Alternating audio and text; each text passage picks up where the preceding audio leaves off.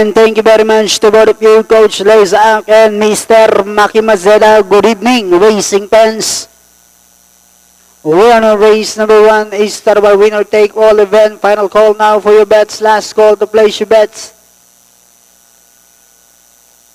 Buy your data now, finally back set. Ready for racing. Race number 1.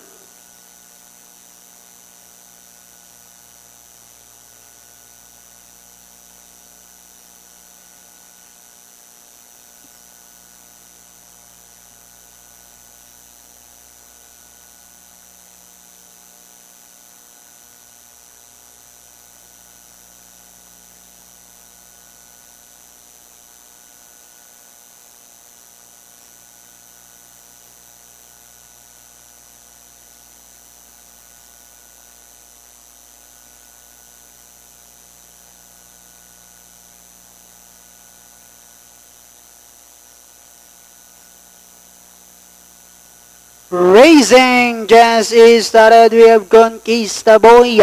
Break quickly restarts ang daan. Rushing upon the outside cheerleader. Symphony is also there. Then followed by Mr. Dynamite.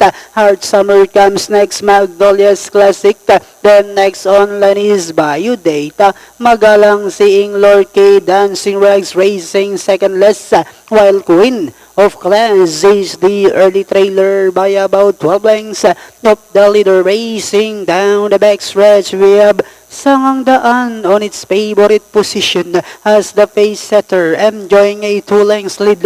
Right behind in second is Cheerleader Symphony. Now moving up to take third, and in fourth comes Mr. Dynamite. Moving up now on the outside is Heart Summer. Next online is Conquista Boy. Seeing Lorky comes next. Magnolia's Classic.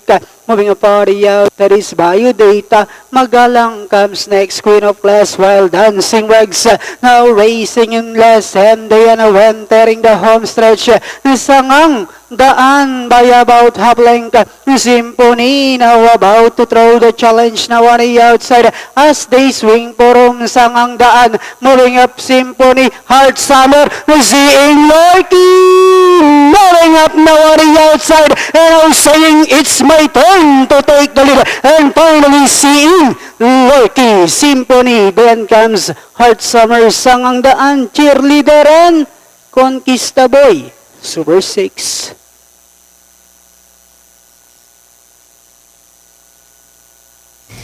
Número